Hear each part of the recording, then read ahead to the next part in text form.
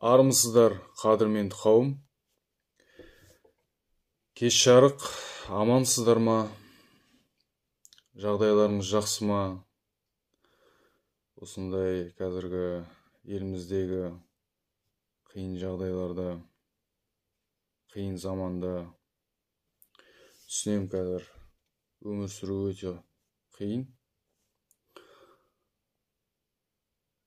Бұл бейнеде мен түсіндіре кеткім келді. Не үшін мысалға жаңадан қосылған менің подписчиктерім түсінбей қалуы мүмкін. Жаңағындай мына бала саясат туралы жаңағындай айтып жатыр еді. Неге өлеңдер шығып жатыр арасында, неге мынандай ремикс, сондай бірдеңелер түсіріп жатыр деген сияқты. Басынан айта кетсем, бұл мен 2 жыл бұрын каналды бастаған кезде ойын-сауық контент сияқты, развлекательный контент сияқты бастаған. Енді өлең өзім құрастыратырмын. Мысалға жаңағындай өлең шумақтар, не болсын жаңағындай демо версиялар, бәрін соны енді қаражат жоқ, оны өлең шығару қазір. Өте аппаратураның бәрін жалдау, студияны жалдау, өте ақша жағынан өздеріңіз түсінетіндей оған қаражат жоқ, және де қымбат. Сондықтан әзірше осылай ғаламторға салып, өзінше әйгілі болғым келетін емес, сондай болып жатырдым. Бұл жерде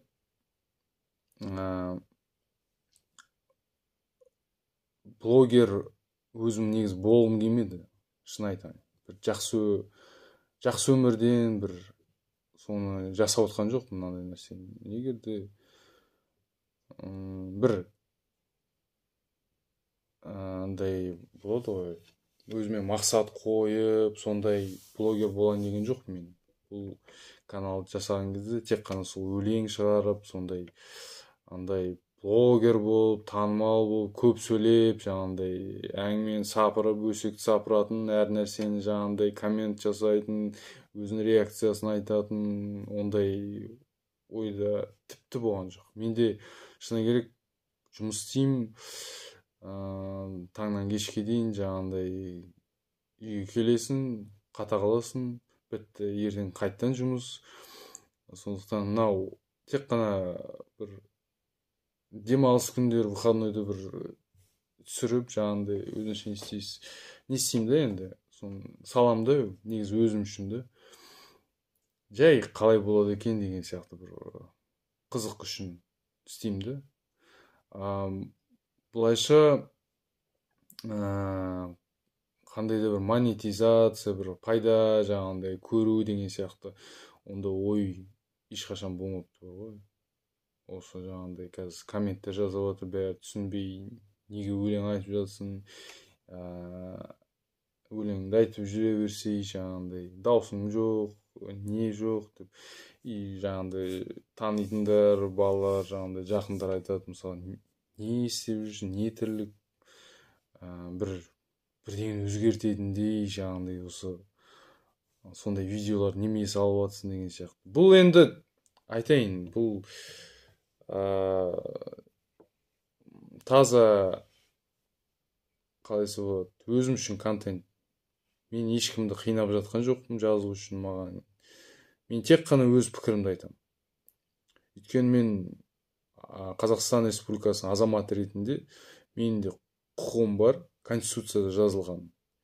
Менің өзімнің бостандығым бар, өзімнің жаңағындай құқықтарым бар азаматтық, және өзімнің жаңағындай осы Қазақстанның жаңағындай болашағына деген менің де орным бар деп мен санаймын да. Сондықтан мен осы өз пікірімді айтуға жаңағындай тиісті демесем де, бірақ менің тарапымнан осындай жаңағындай видео салып, немеде обращение жазып, елбасыға болсын, кімге болсын, менің шешімім. Және мен жауап беремін сол үшін.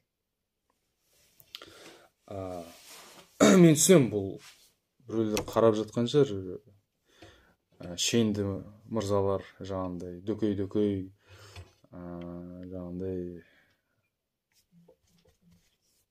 Мен де түсініп отырмын, олар да қарап отырған шығар, мүмкін аңдып жүрген шығар, байқап жүрген шығар. Мен айтайын, ондай нәрседен бәріміз қорқа берсек, андай қалай десе болады, қорыққанға қос көрінеді дейді ғой, сол сияқты қорқа берсек, сол сөйтіп күніге сөйтіп отырып талап етпесек, биліктен шіріп сөйтіп өлеміз да, біздің балаларымыз да сөйтіп шіріп өледі, немерелеріміз де, ұрпақтарымыз да. Басқалар байиды, жоғары жақтағылар. Халық не ол? Халық жаңағындай уәжін айтады, жаңағындай ол бейшара халықты барып осат, жаңағындай немеді, біздің құқық қорғау органдары немеді, қинап, жаңағындай ауыздарын жауып сөйтіп. Ол менің ойымша дұрыс емес, өте нашар нәрсе ол. Ертең бәрібір о дүниеге барасыздар, сол о дүниенің сол үшін жауап бересіздер бәрібір. Қазір былай жауап бермесеңіз де бәрібір жауап бересіздер. Және де соны жымқырып атқан байлықты бәрін жымқырып, өзінің қалтасын ойлап, жаңағындай баласын шетелге жіберіп, өздерінің жаңағындай тоқал алып, қаншама машина алып, қаншама меншік алып, жаңағындай үй алып, особняк, хаталар салып, жаңағындай шетелден жаңағындай меншік алып дегендей. Оның бәрі ертең алып кете алмайсыздар бәрібір. Қартайған кезде бәрі ол қалады ғой. Бірақ барлық қылмыстарыңыз үшін, барлық халыққа көрсетіп жатқан қасіреттеріңіз үшін мен ойлаймын, бәрібір әр адам о дүниеде сол өзінің жаман пиғылдар үшін, жаман істер үшін жауап береді. Сондықтан сол жағын ойлай жүріңіздер. соны жарайды. Не айтайын дедім тағы. Бұл жерде мына видеоны мен саясатты қалай бастадым. Саясат бұл өте андай не ғой, бір шпетельный ғой, өзінше бір нәрсе ше. Көп өтірік бар жер ғой. Өйткені өтірік айтпайтын саясаткер жоқ деп ойлаймын. Менің ойымша қазіргі болып жатқан, мысалға жоғары жақтағы, көп айта бермей қойын, оны ертең тағы басым бәлеге қалып белки. Менің ойымша бізде 30 жыл бойы мынандай қаншама қазба байлықтар бар, қаншама мұнай, газ шығып жатыр, металл өндіріп жатыр, мысалға, руда шығып жатыр дегендей, көмір, алтын. В общем, Менделеевтің таблицасын бәрі бар ғой. Мен айтадым, кішкентай кезде жаңағындай сұрайтын үлкен кісілерден, енді неге осындай пайдалы қазбаға бай елміз, неге осындай кедей болып жүрміз де? Шын ғой, натуре. Қалай десе болды бұны?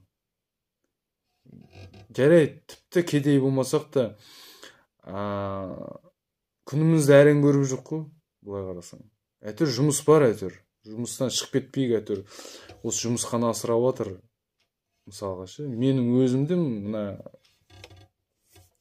таңнан кешке дейін сол жұмысқа барасың, сол әйтеуір жұмыстан кет қалмас, жаңағындай увольтеть жүрмесе болды деп ойлайсың бір жұмыссыз қалсаң ертең ойбай аштан өліп қаламын ба деп сондай ойлар болады да кейбір кезде.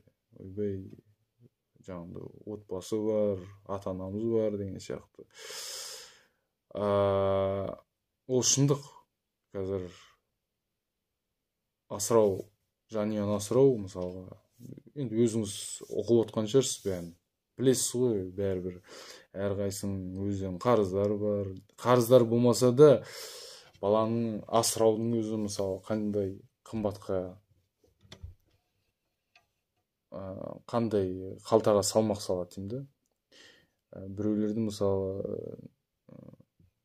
мүгедектер де бар мысалы.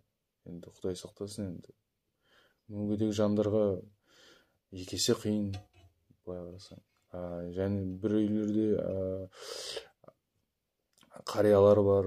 Ол кісілерге жаңағыдай қазір дәрі-дәрмек те өте қымбат. Андай ем жағынан бәрін, льготаларын бәрін алып тастады ғой, жеңілдіктер. Өздері сатып алады, өздері не істейді, пенсиясын, зейнетақысын жырымдап жаңағыдай соны. Былай қарасаң, бізді конституция бойынша мысалы гарант қой халық, осы биліктің. Биліктің істеп отқаны тірлігі ойға қонбайды. Жарайды, оны кейін айта жатырмын, кейінгі видеоларда. Бірақ менің өзімнің жаңағындай бір көзқарасым былай ғой. Егер де халықты билік асырай алмаса, мен жаңа кеңес одағындағыдай деп отқан жоқпын. Әрине халықты өз жұмыс істеу керек, жаңағындай нанын табу керек, жарайды.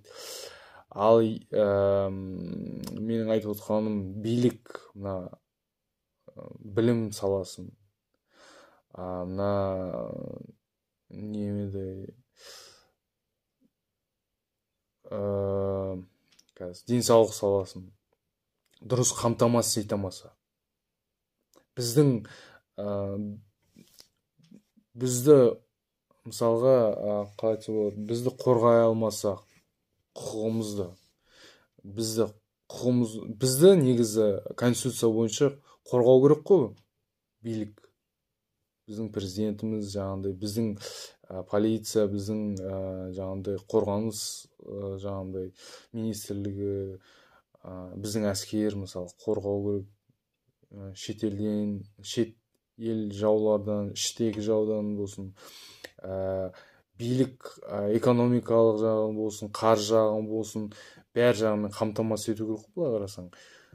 Біздің жаңағыдай барлық. Өйткені не үшін мен өйтіп айтып отқаным? Өйткені мұның бәрі конституцияда бар. Бізді қорғап, біздің жаңағыдай әлеуметтік жағдайымызды көтеру жағын солардың міндеті. Биліктің міндеті. Америкада айтады осы, я плачу налоги, куда не уходит деп. Сол сияқты біз де төлейміз ғой, мысалы, жұмыс жаңағыдай зарплатадан түседі ғой, мысалы, НДС, подоходный, шмадоходный, үшін бәрі жаңағыдай салықты төлейміз, мысалға, үйдің салығы бар, мәшиненің салығы бар, көлік салығы бар, тағы да андай қалай оған қоса жаңағыдай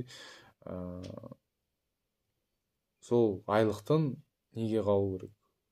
Өзіңе тамағыңа қалу керек, жаңағыдай азық түлік алу керек, бензиніңе кетеді, жанармайға.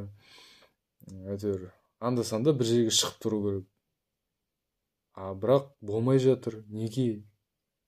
Өйткені Қазақстанда өмір сүру үшін сен енді миллионер болмасаң да, бірақ бай болу керексің деймін да осы.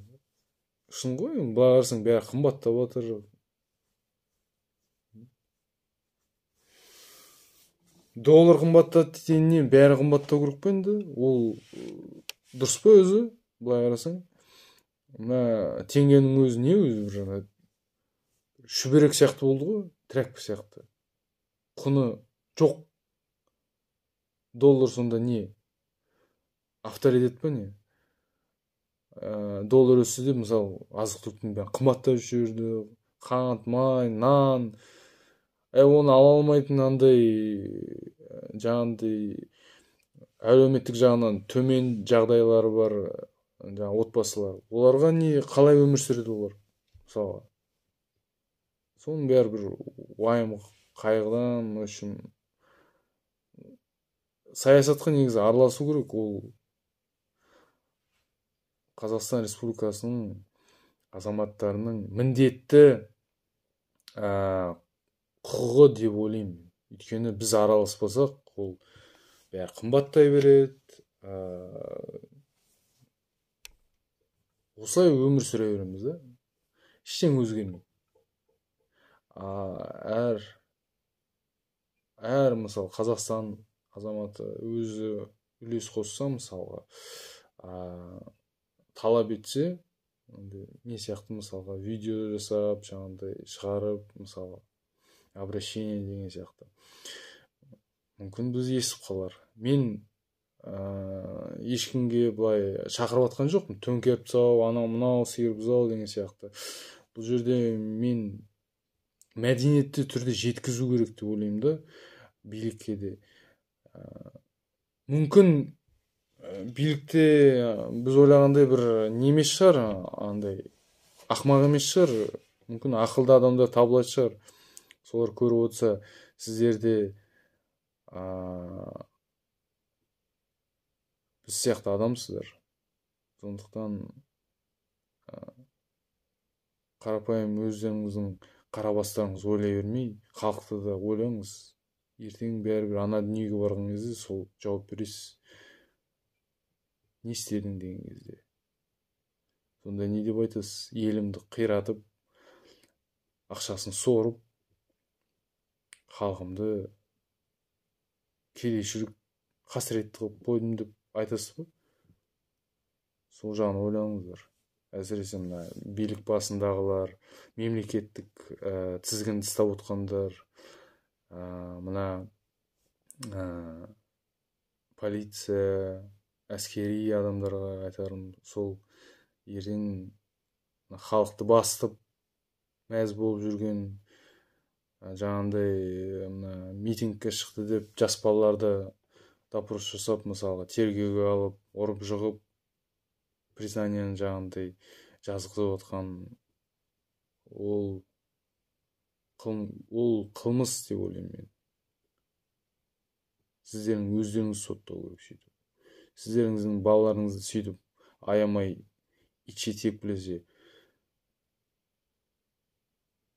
немесе інілеріңізді, әкелеріңізді, жаңағындай анаңыз, қарындасыңыз болсын. Ол дұрыс па? Ол дұрыс емес. Сол кезде ауырлықты көресіз да, қалай екен. Жарайды, позитивный жағына айтайын. Негізі темадан ауытып кеттім. Тақырып басқаша еді. Онан кейін өзім енді бұйыртса шығарам да видео, оған дейін тірі болсақ. Бұл жерде қалай? Бұл жердегі менің айтып отқаным, мен мына видеоны бастадым жаңағындай саясат туралы, ары қарай жалғастырамын. Уайымдамаңыздар. Мен жіті бақылап отырмын. Жаңағындай елде не болып жатқанын бәрін өзім жаңағындай кейін видео жазам, оны көре жатарсыздар.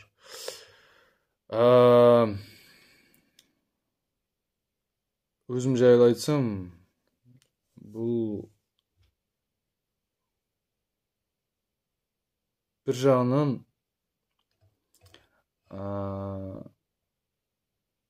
негізі айтып отырмын ғой, жұмыс істеп, шаршап, жаңағындай видеолар түсіру жағынан мен өзім шебер емеспін. Енді байқасаңыз, мен әшейін телефонға жазып өстіп жібере саламын. Өйтіп монтировать етіп, монтаж андай мындай бір шебер емеспін. Ондай кино түсіру жағынан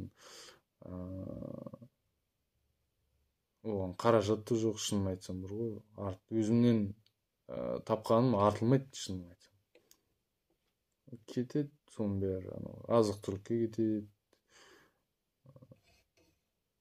В общем, сол ғой. Әйтеуір күнделікті тіршілік, соның бәрін ақшаның жаңағы кетіп отыр.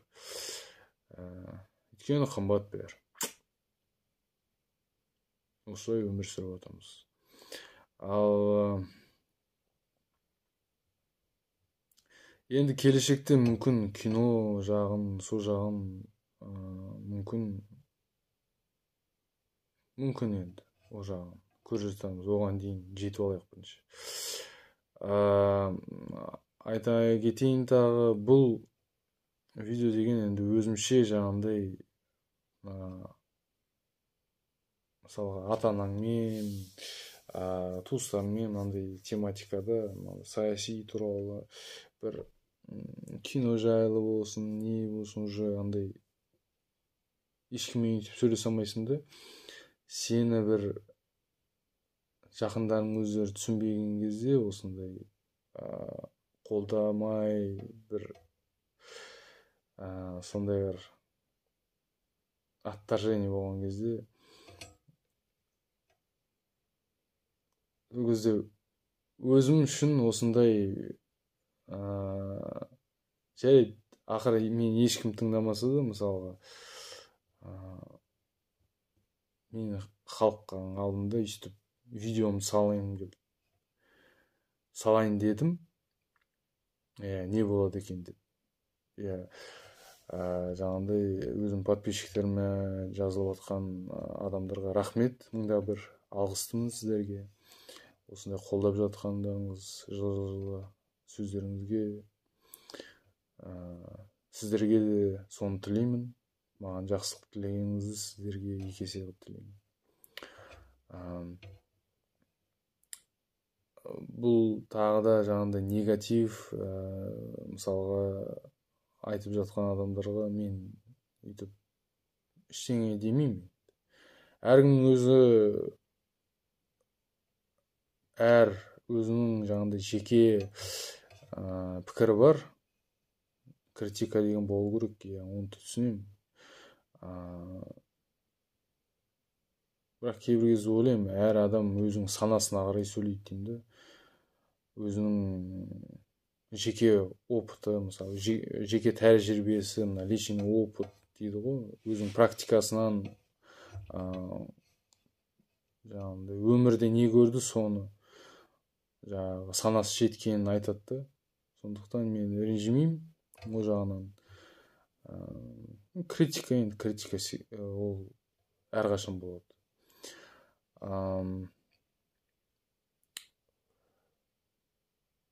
Және де мына жақындарың деппін, таныстарың, жақындарың болсын, жаңағындай айтады ғой, не бір өзгертетіндей бірдеңені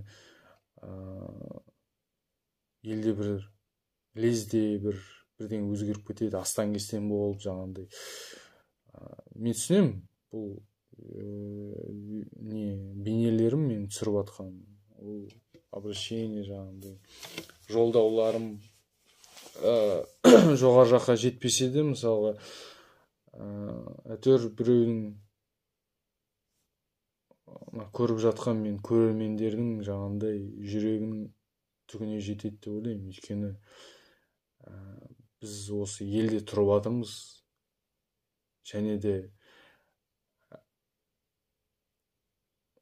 жалпы проблема осы еліміздің бәрімізге ортақ деп ойлаймын. Өйткені біз елміз. Әр отан отбасынан басталады дейді ғой. Әр отбасы, мысалы, осы бір ячейка ғой. Дәу жаңағындай отан, Қазақстан елін құрайды. Сондықтан әр жаңағыдай апат болсын, жаңағыдай неше түрлі, құдай сақтасын, соғыс болсын, не болсын, ауыр жаңағыдай күн кешекті бәрімізге, мысалы айтады ғой, елмен бірге көреміз деп. Сондықтан бәрімізге осы проблемалар мен жаңағыдай түртіп кеткен, айтып кеткен алғашқы видеоларда, оның бәрі әр отбасыға ортақ деп ойлаймын.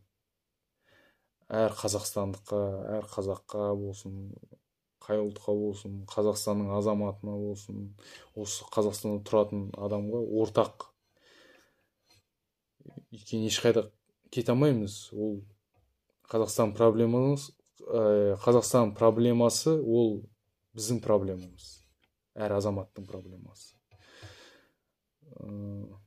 Сөйтетұғын менің ойымша да, сол үшін басшылық дұрыс болу керек деймін. Дұрыс адамды әу бастан қойғанда, мынандай қазіргі проблемалар, мысалы, қаншама ақша бөлінді, қаншама қаражат жымқырды, мысалға да 30 жылдың ішінде. Ол адамдар болды, кетті ғой, оны кім? Мен де түсініп отырмын оны. Ешкім жайдан жай былай соттай алмайды, ешкім оларды қылмыстық жауапкершілікке оларды тергеуге аламайды. Ешкім шетелге бәрі ұшып кетті. Және де билікте әлі 200-ді болып тұрды. Сондықтан мен жамандап отқан жоқпын сіздерді. Мен жай айтып жатырмын. По факту. Өзгеретінің орнына жаңағыдай бағалар көтеріліп кетті десең. Айтпақшы,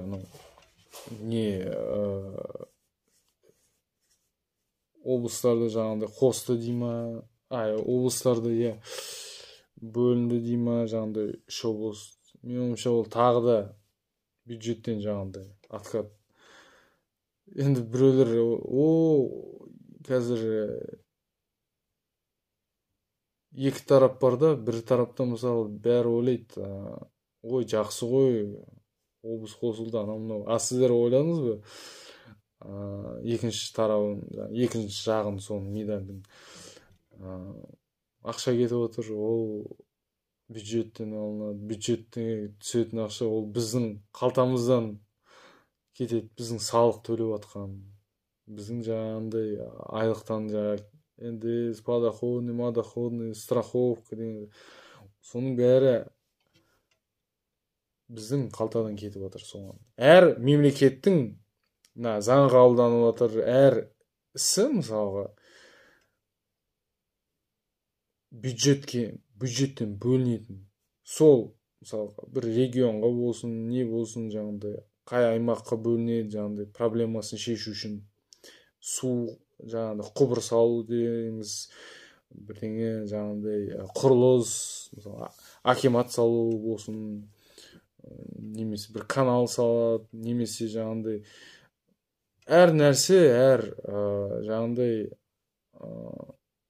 соның бәрі қаражат қазынадан бөледі ғой мемлекеттің. Қазынаны біздің салықтан толады ғой, дұрыс па? Сол біздің қалтадан шығатын ақша ғой соның бәрінде. Сол жағында ойлау керек та. Сондықтан мен ойлаймын, оның бәрі тағы да атын өзгерту, не істеу, жаңағыдай бөлу. Ол туралы кейін айтамын тағы. Бірақ енді Қонаевтың атын қойды, Қапшағайға. Ол негізі бұрыннан жасайын деген ғой. Соны кезінде бір кісілер қойдыртпады. Енді қолға алып отыр соны.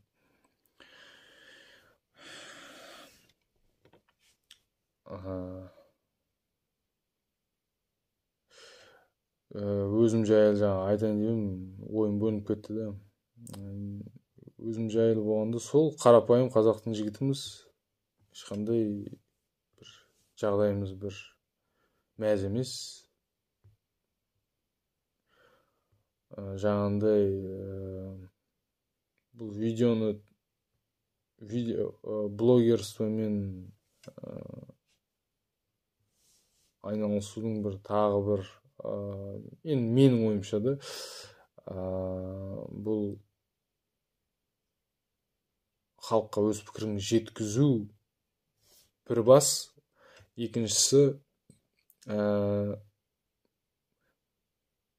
былай өзім жұмыс істеймін да, мысалға қараймын, мысалы мен мысалға қоймашы болып жұмыс істеймін, кладовщик болып, білетін шығарсыздар, складта істейтін. Сонда енді кезінде басым істемеді, ағылшынша оқып бір өзім курстар тастап кеттім да. соны өзім негізі заңгермін мамандық бойынша. Енді кезінде көбісі жаңағыдай заңгер, финансист, анау мынау көп сондай мамандықтар болды, программист. Қазір енді басқаша технологиялар жағынан дамып жатыр да, инженер, құрылысшы, анау мынау деген енді қолға алып отыр да соның бәрін. Мысалға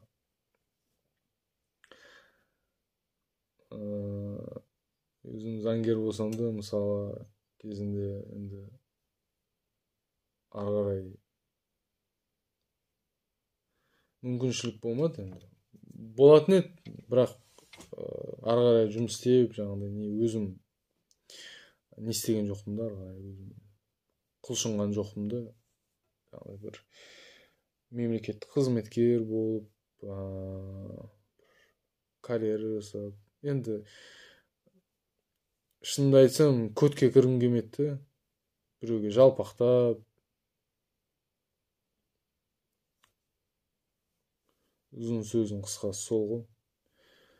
Біреуге жақсы боламын деп, біреуге жаман боласың. Содан бірақ менімен оқыған жігіттер, мысалға жігіттер, қыздар болсын, қазір мысалы карьераларын істеп алды ғой.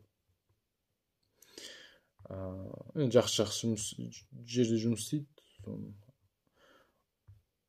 Мысалы енді ол мен не істеп отқан жоқпын, өкініп жауап түсіп отқан жоқпын, просто айтып отқаным ғой, әшейін сөз болсын.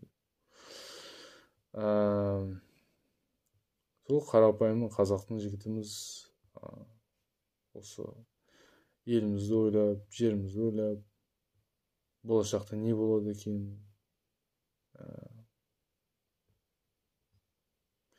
көп нәрсе ойға келеді, жаман болмай қойсын, осы елім бір құлпырып кетсе екен ғой, бір жақсы болса екен ғой деп. Мына жерде видеоны көріп отқандар ойлайтын шығар, мынау неме қаям жеп не әңгіме айтып отыр деп.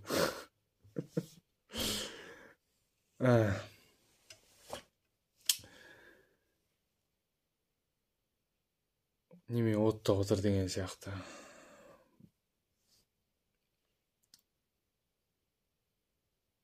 Енді қорытындысын айтсам, 90 ауыз сөздің толықтай түйініне келсек,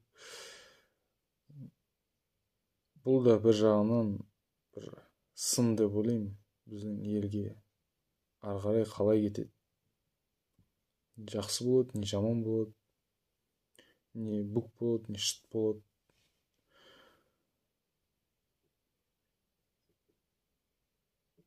Сол себепті менің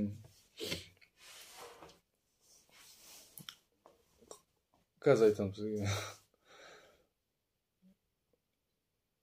Бұл жердегі білесіз ба, маңызды бір нәрсе бар ғой, жаңағыдай ештеңе мысалға өзгерте алмасаң да, менде осы қоймада жұмыс істеп, өзім ойлаймын да, осы қай жерім кем, мысалға егерде біз енді көпті көрдік қой, мен 30-дамын мысалға, жаңағыдай қара жұмыс істедік, грузчикта болдық, не болдық, осын бір ашылып, ағынан жарылып айтып отырмын да, соны не үшін бір жағынан сіздермен де сөйлескім келеді, өзімнің жаңағыдай жеткізгім келеді өз ойымды. Неге мен мысалы қайда бір жоқ тиктокер, бір мына жұлдыз болып жүрген, енді бір ақылы бір асып, менің бір артық болмаса мен одан кем деп ойламаймын. әйтеуір бәрі шет-шетінен жаңағындай аналар қайдан ақша тауып отыр, қалай бай болып отыр деп ойлайсың да. бір ақыл тасып баратқан жоқ соншама деп. Не істейді осы деген сияқты. Соны көре алмағаннан емес, ал неге мен де сондай жасамасқа деген сияқты ғой. Әйтпесе мен де жүре беретінмін, сол өзім жұмысым істеп, көтімді қысып, әйтеуір сол жасаған тірлігімді істеп, мынандай түсірмей деген сияқты. Ой, ол мынаны жаңағындай жұмысымда көрсе бәрі, ой, мына не істеп жүр мынау деп. Туыстарым көрсе ойлап қалайса, мына бала бітті, далбасалап кетті деп, қуып кетті деген сияқты. Мен сол ойладым да, соны жаңағындай қай жерім кем, менде айтуға пікірім бар шығар. Ақылым бір тасымаса да жаңағындай, бір енді ғұлама ғалым болмасам да, мен де өзімнің жаңағындай ішімде жатқан мұңымды айтқым келеді бір жағынан.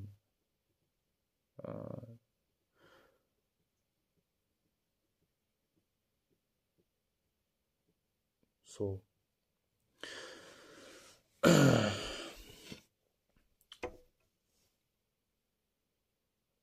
артынан жақсы болсын деп тілеймін. Ертең менің де жаңағыдай балаларым өседі, жаңағыдай немерелер, ұрпақ деген сияқты. Олар да жақсы өмір сүрсін деп тілеймін осы. Ертең мен мысалы өзім орысша оқыдым. Балаларым ертең не болатынын білмеймін. Қазір мысалы орысша, ағылшынша, балалардың миы ашып кетті ғой, ми атала болып. Өздерінің қазақ тілін ұмытып кеткен. Қазір балалармен сөйлеш, қазір өзінің қайдан шыққан тегінді білмейді мысалы. Бәрін айтып отқан жоқпын, бірақ енді білмеймін, маған сөйтіп көрінеді. Сол үшін соның бәрін ұмытпау керек, соның қазақтың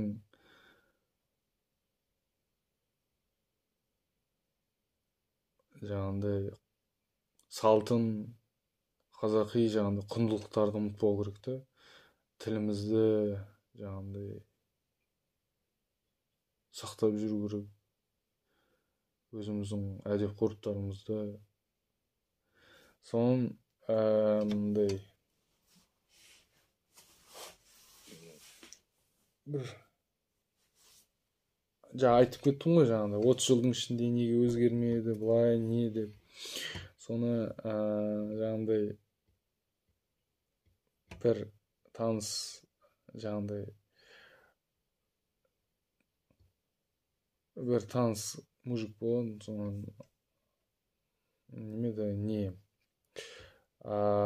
кәрістердің компаниясында не болып істетті, жаңағыдай водитель болып, жүргізуші болып, соларды жаңағы тасып жүрді мысалы, құрылыс компаниясында. Енді бәрі кәрістердің компаниясы өзі. Соны бір сөйлесіп қалған кезде айтқан, сонда кәрістер айтады дейді, қазақтар не деген бай келсіңдер дейді, жерге де байсыңдар, мындай пайдалы казбалар бәрі бар дейді да сендерде. Бізде дейді Кореяда ресурстар жоқ, осындай жеріміз болса, осындай ресурстарымыз болса, біз номер 1 болатын, бірінші орында болатын әлем бойынша дейді. Мен сенемін оған, өйткені олар біздің елімізде өздерінің компанияларын ашып, қазақтар соларға жұмыс істеп отыр ғой. Мен тек қана кәрістердің компаниясына алып отқан жоқпын. Өзбектер де ашып отыр өзінің компанияларын, мысалға. Сол заманға келдік. Не сол өзбектердің құрылым болдық па деп. Өзбектер қазір бізге қарағанда жақсы тұрып отыр ғой. Дамып кетті. Содан және былай жаңағыдай студент болып жүргенде де, мысалы, жұмыс істеп жүргендерде басқа жерден, шетелден келген адамдар айтады, қазақтар дейді. Онда осыған миыларың жетпей ма, мысалға, жаңағыдай өздерінің не істеуге ұйымдастырып, жаңағыдай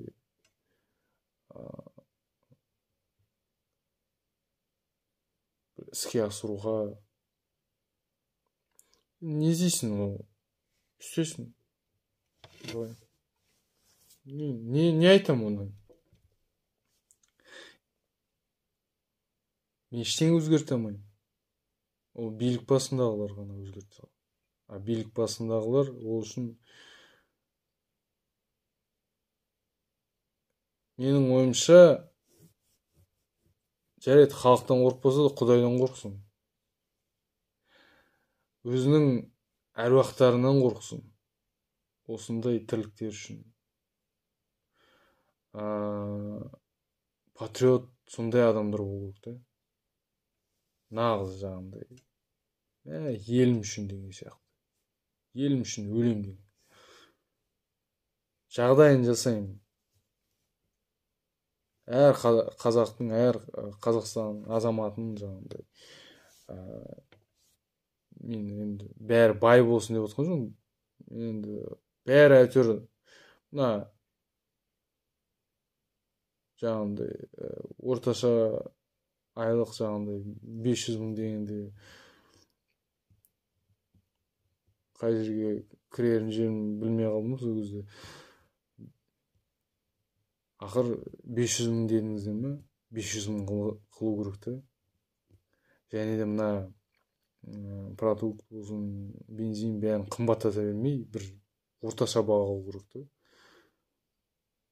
Дәрі-дәрмек бәрі қымбат қой.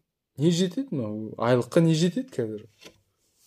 Жырындап әйтеуір бір жеткізесің, келесі айлыққа дейін өмір сүру керек деп. Айлыққа өмір сүреміз ғой біз. Кредитті де жаңағыдай жабамыз. Әрең дегенде өйстіп, тәлтіріңдеп өйстіп. Лезвияның ұшымен келе жатырмыз да. Бір күні енді халықтың да шыдамы жарылады деп ойлаймын.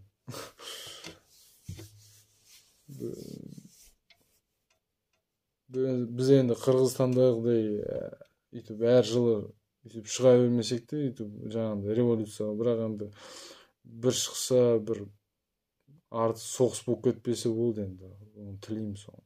Әйтеуір жақсы жолмен бәрі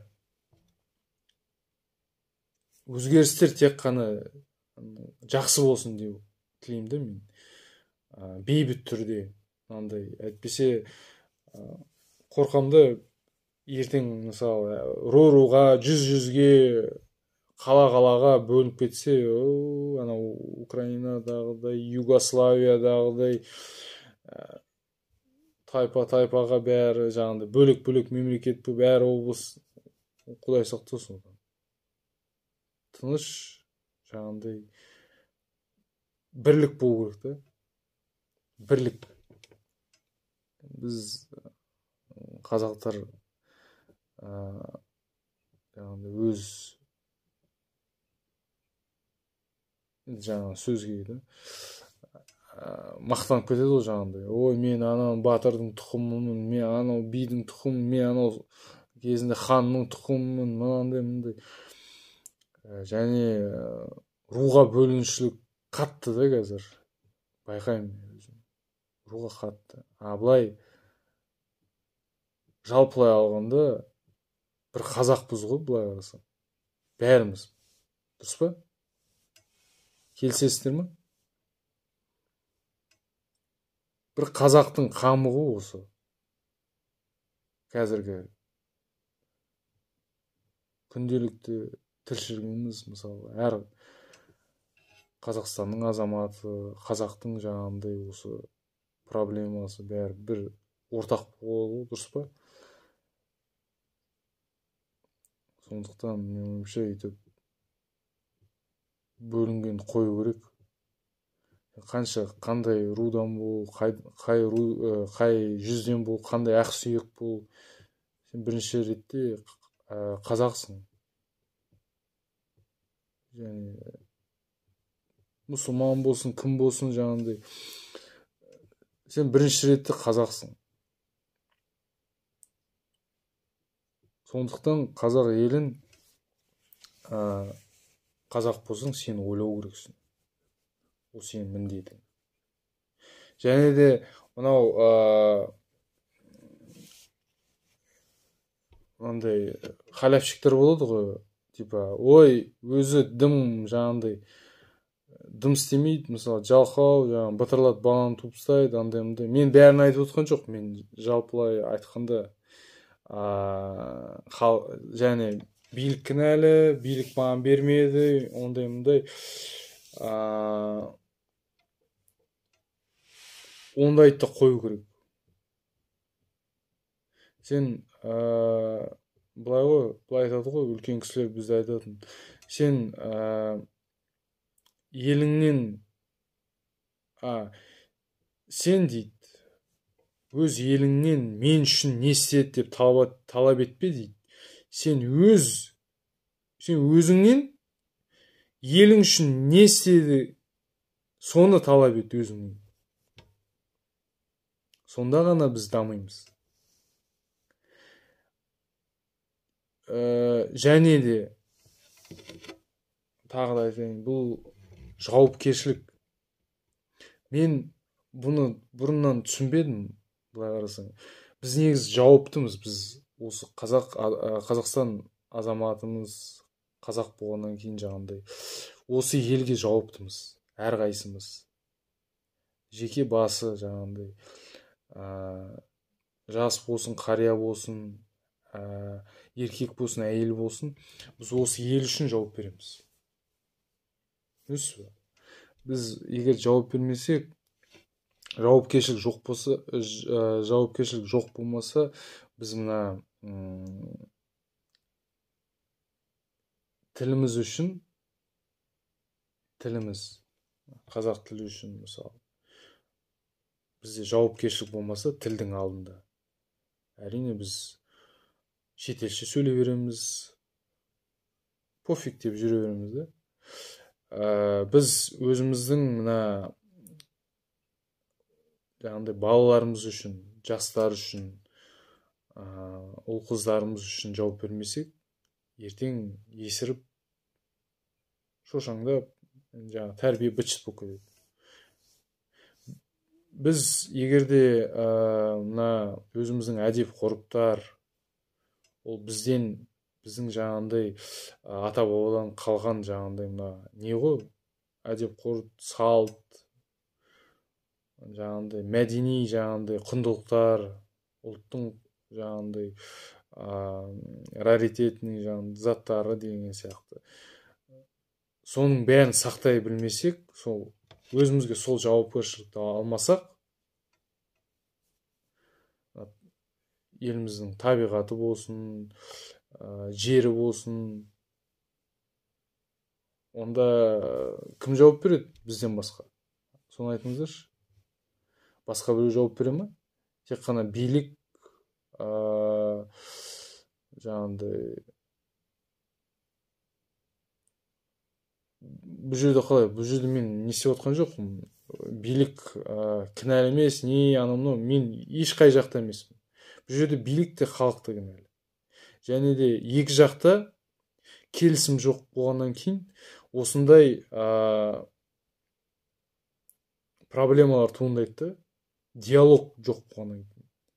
Әрине билік міндетті, оның міндеті халықты қамтамасыз ету конституция бойынша. Халықта қалай айтса болады, саяси сауатты болу керек та.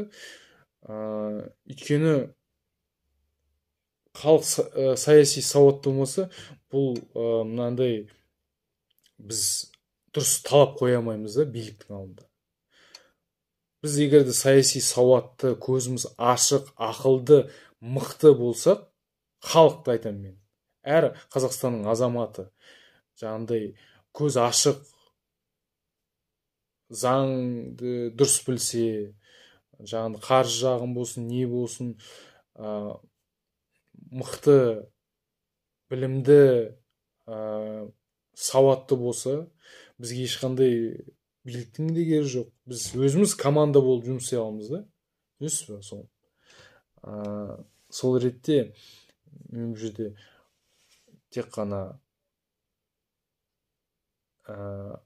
билік қана кінәлі, немесе тек қана халық қана кінәлі деп үйтіп шешім қабылдап отқан жоқпын. Мен бұл жерде өзара түсінушілікке, взаимопомощь, өзара бір-бірімізге жаңағыдай біз сіз деп взаимно сөйлеспесек, мысалға, халық пен билік бір үстелдің жаңағыдай ортасында жаңағыдай отырып, өйстіп диалог құрып сөйлеспесе, менің ойымша біз алысқа бармаймыз. Өйткені арты Құдай сақтасын, соғыс, моғыс бөлініп кетіп, сондай тірліктерге де апарады. Сондықтан халықты талап ету керек биліктен. Билік сол халықтың уәжін тыңдап, қорытындыла жасау керек та. Мынау халқым керек қой, мынау осын істеу керек қой, дұрыс па? Осын қазір, бүгін, ертең емес, қазір, бүгін істеу керек. Ертең бітті. Ол маңызды, жаңағыдай маңыздылығы төмендеп кетеді. Қазір осы уақытта істеу керек. Елім, халқым үшін. Қазір дамытпасам, ертең бітті. Ақырындап шірей бастайды деген сияқты. Сол. Сондықтан диалог болу керек. Ең бастысы.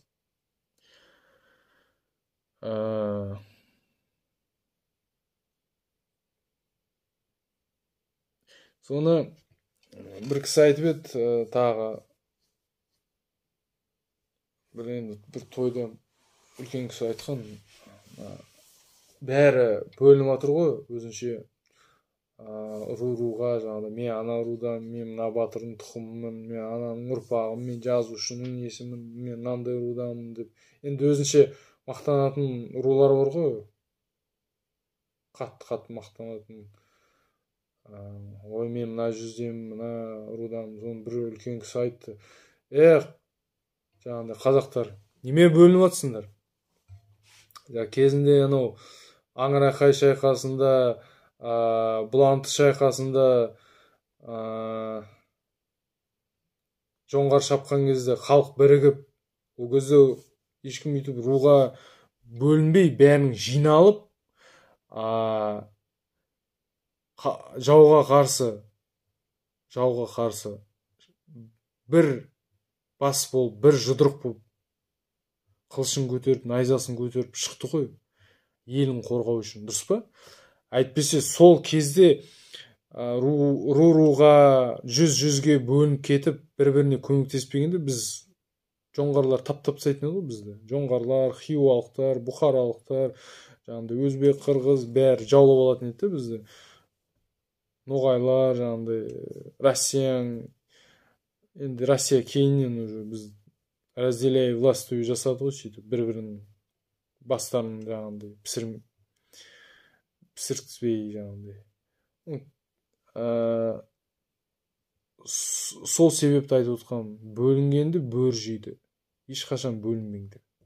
Сендер бір қазақтыңдар, бір қазақ елінде тұрып атқаннан кейін бір-біріңді сыйлап, сыйысып сәлемдерің дұрыс болу керек.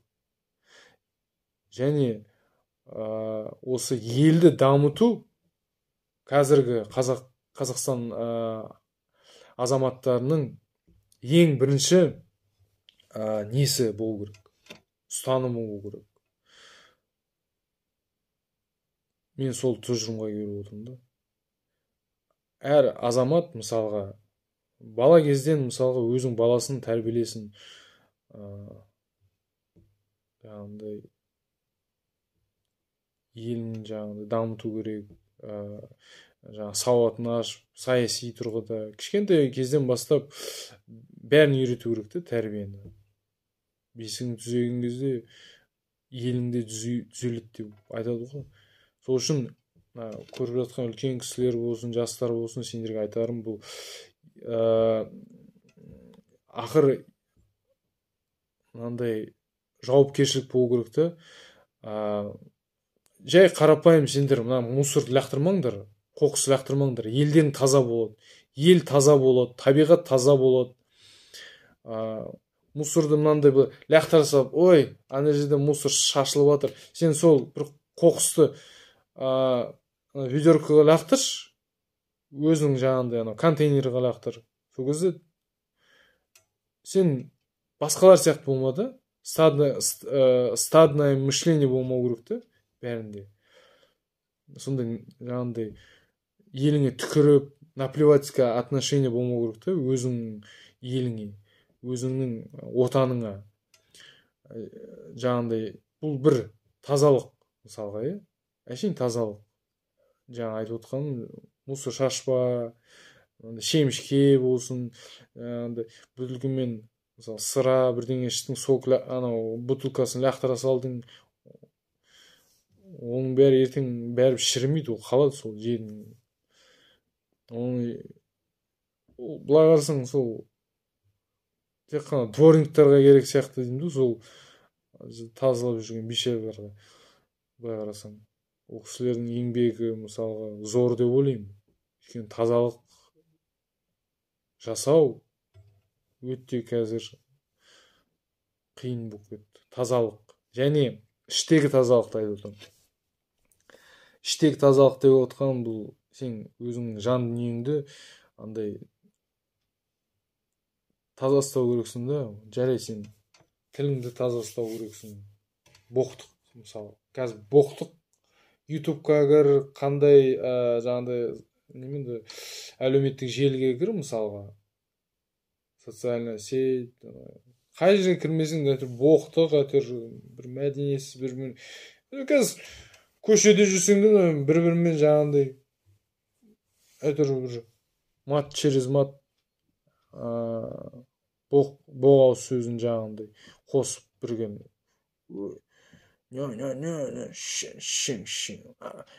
Басқа барсаң, анасын. Мен келекетіп отқан жоқпын. Бұл шынымен де солай. Бұнымен енді күресу керек бірдеңе. Және сөйлесу манерасының өзі мысалы қазір былай қарасаң, біз бала кезімізде ондай боқтық сөйлеу мынандай, білмеймін енді қазіргі жастар қамшымен оса ма оспай ма білмеймін. Бізде бірақ үйде қамшы тұр әлің үшін. Мына боқтық сөз айтқан үшін тілден қамшымен тілетін. Егерде енді үйде қамшы бар адамдар білетін шығар енді жастар.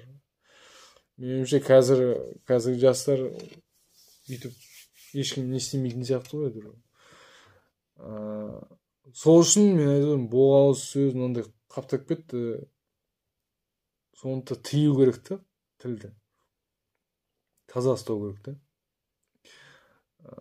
Мәдениет кішкене болса да мәдениет болу керек та.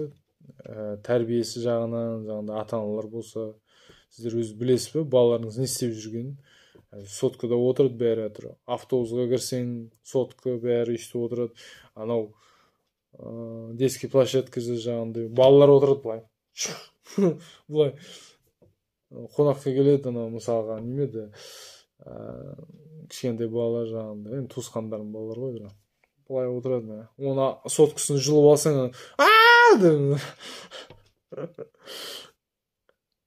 соскасы сияқты білем. Мен айтамын, қалай тәрбиелейсің? Өзің тәрбиелейсің ме? Сол миының бәрі қазір соткада ғой, қазір жастардың ше. Миларының бәрі сол соткада. Ол жастар жарайды, кішкентай балалар жарайды. Мына үлкен кісілердің өздері былай ғой, міне. Әже болсын, ата болсын.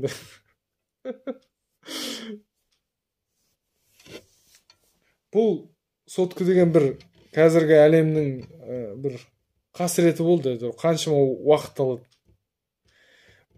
Біз керек емес нәрсені көреміз ғой. Бізге қатысы жоқ нәрсе бар ғой. Біздің мына өзіміз кейбір адамдар байқаймын, кредиті бар, қарыз бастан асады, белшесіне не, бірақ қарызға батып жаңағыдай, жаңағыдай мына сотка мощный, жаңағыдай соңғы жаңағыдай новинкалардың бәрін, киім болсын, техника болсын, бәрі үйде тұру керек. Бірақ сенде қалтаң бәрі тесік, жұмыссыз жаңағыдай не. Соны пантейның бәрі не үшін, айтшы? Не керек соның бәрі? Не үшін талпынасың? Ел бұл жерде жаман мен байқағаным бар ғой, бізде мынандай пантей деген бар ғой, былай 100% ғой қазақтарда ше.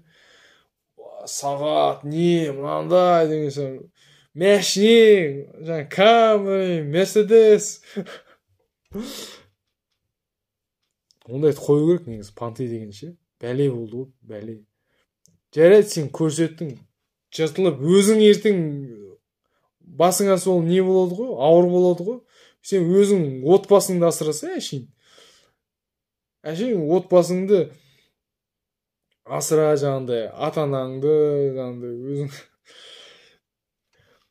анандай бәлем бәрін алып алып, мысалға асыраймын отқан, өзің жаңағыдай семьясын асыраймын, жаңағыдай бір нан алуға тиыны жоқ, кәпегі. Сондай ол дұрыс емес деп ойлаймын. Ол бір андай маниакальный бір бәлелер деймін де, соны ауру деп есептеймін мен өзім ондай нәрсені. Сол үшін кішкене болса да сабыр сақтап қанағат тұту керек те, барыңа шүкір деп.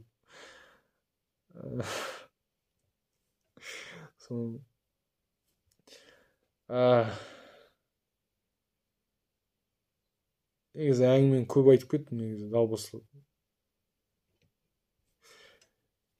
Енді сіздер үшін далбаса шығар, бірақ мен де өзім осындай ішімде жатқан былай айтпасам ішімде өліп қалады да, сонда тынып жүресің деп.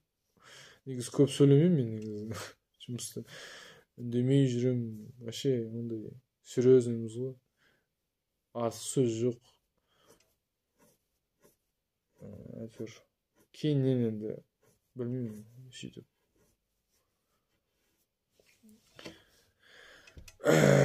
тіліміз байланып кетті ма, сөйтіп сөйлеп кеттік. Сіздер де мені сөге көрмеңіз енді, қатты өйтіп сынға алып. Мен де жаңадан бастап жатырмын. Бұл мен алғашқы қадамдарым, мысалға енді басып келе жатқан тай-тай. Мен де былай қарасаң аса мән бермеймін, бірақ енді қатты мені сынға алып сөге көрмеңіз. Мен де сіз сияқты адаммын. Ешқандай мынандай алып баратқан бір жағдайым керемет емес. Менде де өзімнің жаңағындай қарыздарым бар, кредиттарым бар. Соны әйтеуір айлықтан айлыққа, от зарплаты до зарплаты дейді ғой, сондай ғой өмір.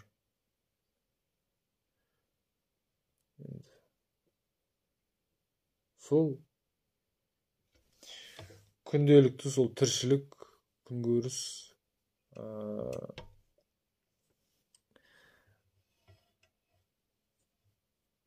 сол.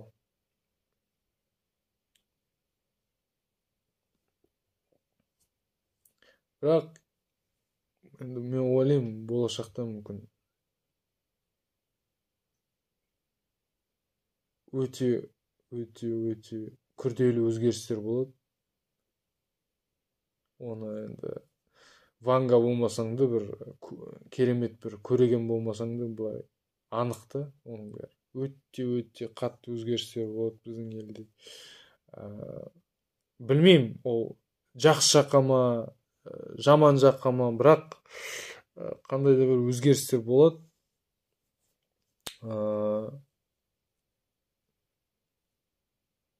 Мен енді пайымдауымша да, бірақ айтпаймын.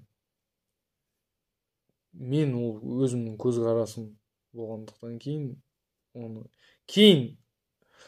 бір кейінгі видеолардан мүмкін көресіздер. Сондықтан ал жаңағындай немеді, өзім жобаларымды айтып жатырмын ғой. Болашақта егерде енді оған дейін аман есен тірі болсақ, енді жүзеге асады, аспайды, оны білмеймін енді, оны айта алмаймын. Ол төбеде қалай шешеді, солай болады. Бұл менің жобаларым, мысалға, бұл запасной план ғой. Мен айтып отырмын ғой, Балқаштың көпірін салу керек, жаңағындай магистральдар салу керек. Енді егер менің алдыңғы видеоларымды көрсеңіздер, мынаны былай жасау керек, ананы былай жасау керек деген сияқты, магниттік машинелер жасау керек, магниттік жолдар салу керек, жаңағындай вакуумный воздушный преобразователь, вакуумнан ауаға алмастыратын жаңа құрылғылар, мысалы, көп нәрселер мысалы ойға келеді. Мен қатты үйтіп техника маман, инженерлер жаңағындай біреулеріңіз болса, жаңа физик, химиктер арасында болса, мысалы, мынау бала қандай жоба жасап отыр, мынау вообще миға қонбайтын жобалар ғой деп ойлайтындар, жаңағындай мен сөгіп жатсаңыздар, қатты үйтіп сөкпеңіздер. Енді менде ол өзімнің немді, жаңағындай ғалым болмасам да, бір ғұлама гений болмасам да, бірақ қалай десем болады, Қазақстанда жоқ, былай қарасаң жоқ қой, біз бәрін шетелден кіргізіп жатырмыз ғой, импорт. Соның бәрін өзімізде жасағым келеді, мысалға. Өзіміздің сондай өзімізде шықса екен деймін де. Сондықтан енді Илон Маск сияқты бола алмасам да, бірақ енді талпынамыз енді соған. Енді бір гений болмасақ та, бірақ мына видеоларға салып, жаңа түсіндіріп,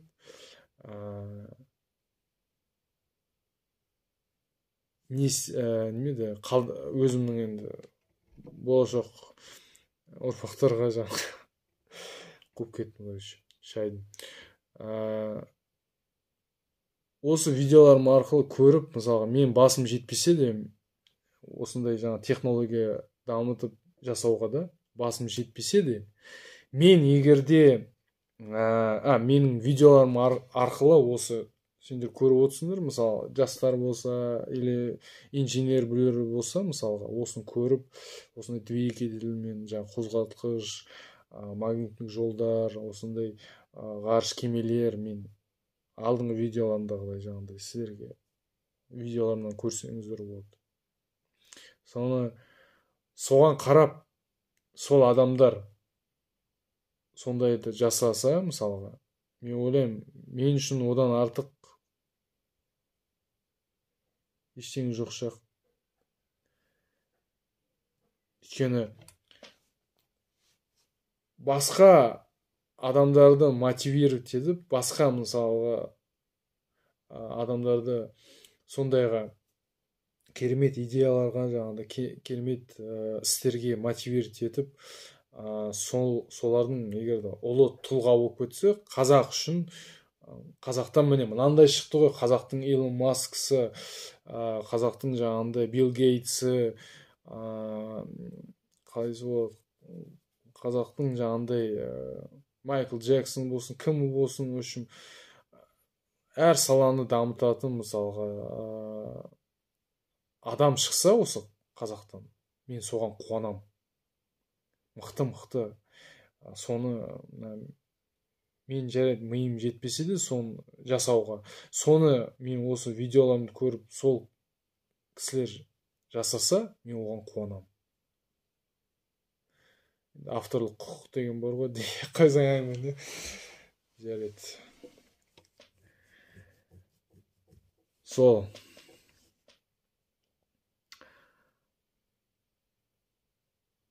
Көргендеріңізге рахмет.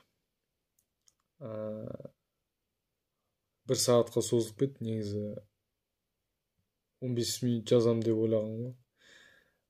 Тілім шешіліп кетті ма деп.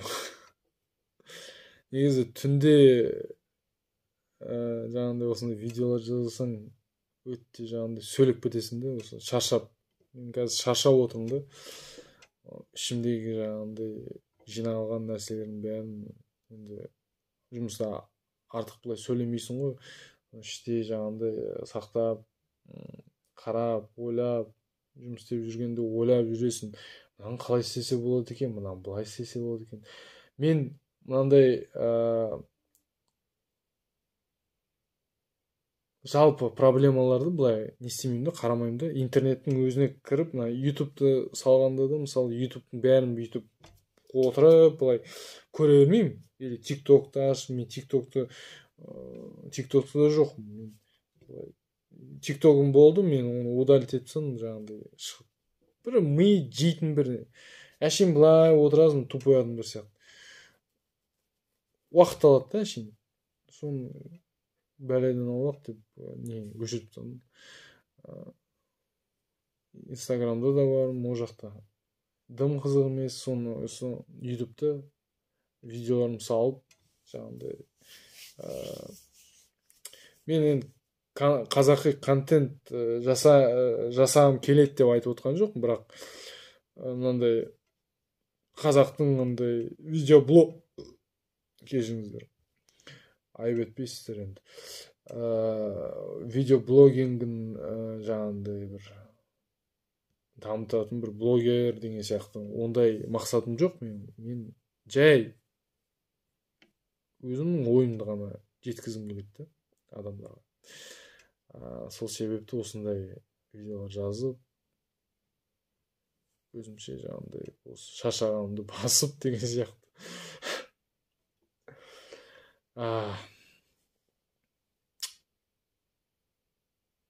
Солай. Жарайды. Сандырақтамай үш жерден тоқтайын.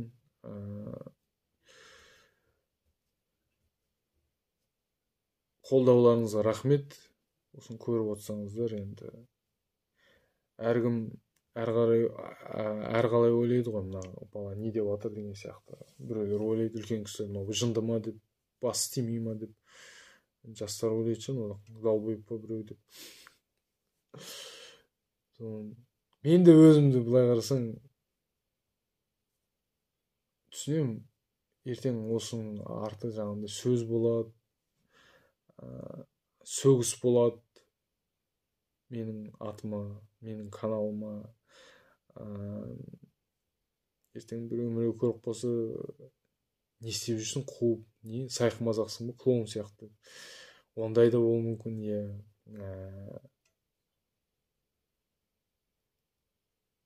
бірақ мен қорықпаймын.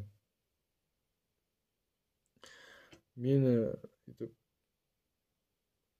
жаңағындай ойбай ертең өлтіріп тастайды ғой, ертең түрмеге жауып тастаса деген сияқты. Мен одан қорқып отқан жоқпын, өйткені қазір мына айтпасаң мысалға, ертең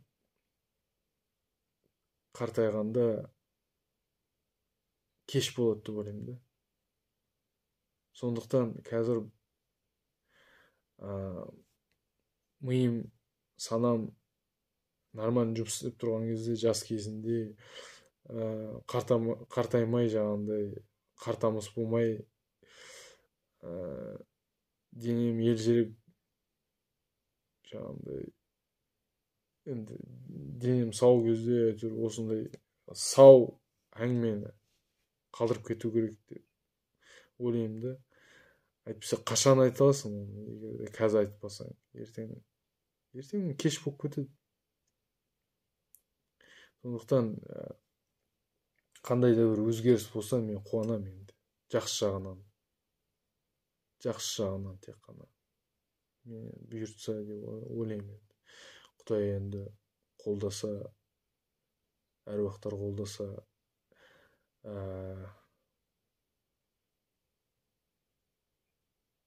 бір Қазақстанның айы оңынан туар деп үміттенемін.